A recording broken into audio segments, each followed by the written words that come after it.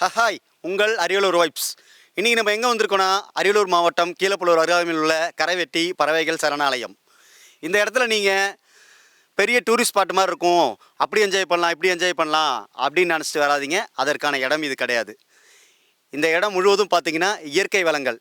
இந்த பக்கம் நீர், இந்த பக்கம் மரங்கள், பறவைகள், இயற்கையான காற்று. இது சுற்றுலாத்தலம் தான், நமக்கானதில்லை, பறவைகளுக்கானது. இங்கே வந்தால் நீங்கள் பீஸ்ஃபுல்லாக என்ஜாய் பண்ணலாம், மன அமைதி பெறலாம், இயற்கை காற்றை சுவாசிக்கலாம், மகிழ்ச்சியாக இருக்கலாம். இன்றைக்கி நம்ம பார்க்க போகிறது பார்த்திங்கன்னா கரைவெட்டி பறவைகள் சரணாலயம். வாங்க வீடியோக்குள்ளே போகலாம். இந்த கரைவெட்டி எங்கே இருக்குதுன்னு பார்த்தீங்கன்னா அரியலூர்லேருந்து கீழப்பழுவூர்லேருந்து சரியாக 10 கிலோமீட்டர் தொலைவில் இந்த கரைவெட்டி பறவைகள் சரணாலயம் இருக்குது. இந்த இடத்துக்கு நீங்கள் எப்போ வரும்னு பார்த்தீங்கன்னா ஒன்று காலையில் 10 மணிக்கு முன்னாடி வாங்க, இல்லை சாயந்தரம் 5 மணிக்கு மேலே வாங்க. ஏன்னா இந்த பறவைகள்லாம் பக்கத்தில் இருக்க விளைநிலங்களுக்கு உணவு சேகரிக்க போயிடும். மாலை நேரங்கள்லையும் காலை நேரங்களில் நம்ம பறவைகளை பெருமளவில் காணப்படும். அப்புறம் இங்கே வந்து பார்த்திங்கன்னா எண்ணற்ற பறவைகள் இங்கே இருக்குது. இது மட்டும் இல்லாமல் வெளி மாநிலங்கள், வெளிநாடுகள்லேருந்து நிறைய பறவைகள் இங்கே வர நேரிடும். அப்புறம் பார்த்திங்கன்னா இந்த பறவைகள் சரணாலயத்தில் 48 வகையான நீர்வாழ் பறவைகளும் 68 வகையான நிலவாழ் பறவைகளும் இருக்குது. இந்த ஏரிக்கு நீர் வருது பார்த்திங்கன்னா புள்ளம்பாடி வாய்க்கால் வழியாக காவேரி நீர் இங்கே வந்து சேரப்படுது. அதுக்கப்புறம் இங்கேருந்து உபரி நீராக வெளியே போகிறது இங்கே சுற்றி இருக்கிற விவசாய மக்களுக்கு பாசன நீராகவும் பயன்படுது. மேலும் பார்த்திங்கன்னா இங்கேயே எண்ணற்ற பறவைகள் இருக்குது. இது மட்டும் இல்லாமல் வெளி மாநிலங்கள், வெளிநாடுகள்லேருந்து நிறைய பறவைகள் இங்கே வர நேரிடும். அதுவும் அந்த சீசன் பார்த்திங்கன்னா வின்டர் சீசன் சொல்கிற குளிர்காலங்களில் நீங்கள் பார்த்திங்கன்னா பெரும்பாலும் நிறைய பறவைகள் இங்கே வரும். தாத்தா, உங்கள் பேர் சொல்லுங்கள் தாத்தா. ராமசாமி. என்ன பண்ணுறீங்க? விவசாயம். முன்னாடி இருக்க மாதிரி இப்போ பறவைகள் நிறையா வரலன்னு சொல்கிறாங்களே, அது என்ன காரணம்? எப்போ தான் வரும்? அது இதுக்கு மேல்பட்டு தான் வரும். இன்ன வரைக்கும் வரல. இப்போ தான் தண்ணி வந்திருக்கு. அதனால் நம்ம தண்ணி அதிகமாக வரும்போது தான் வரும். குளுமைப்பட்டால் தான் வரும். குளுமைப்பட்டா அந்த விண்டர் சீசனில் மட்டும் வரும். நீங்கள் என்ன என் வயசுல இருந்தால் இருந்திருப்பீங்களே, அப்போல்லாம் இந்த மாதிரி சீசனில் இருந்துச்சா? அப்போல்லாம் நிறையா இருந்து நல்லா பறவை, இந்த நெல் தீக்கிற பறவைலாம் பறந்து போய் அது கொள்ளாடுறது சரியாக போகும்.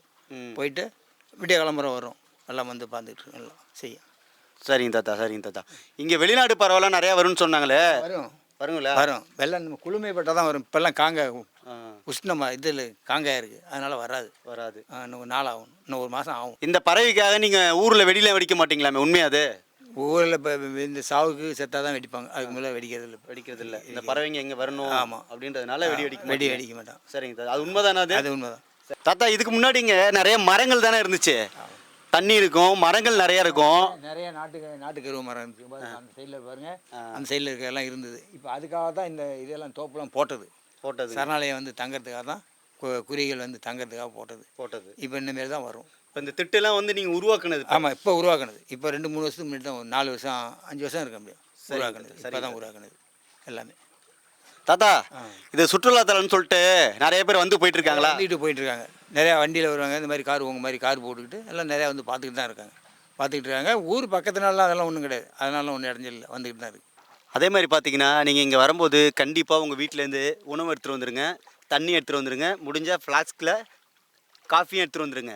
ஏன்னு பார்த்தீங்கன்னா இது வந்து ஒரு குட்கிராமம். இந்த பக்கம் பார்த்தீங்கன்னா ஏரி, அந்த பக்கம் பார்த்தீங்கன்னா வயல் நிலம் மட்டும்தான் இருக்கும், இடையில எதுவுமே கிடைக்காது. ஸோ அதனால் கம்பல்சரி உங்கள் வீட்டிலேருந்து வரும்போது உங்களுக்கு தேவையான உணவை போட்டு எடுத்துகிட்டு வந்துடுங்க. அது மட்டும் இல்லாமல் முடிஞ்ச அளவு நீங்கள் வரவங்க அந்த விண்டர் சீசன், குளிர்காலம் இருக்குது பாருங்கள், அந்த சீசனில் வாங்க.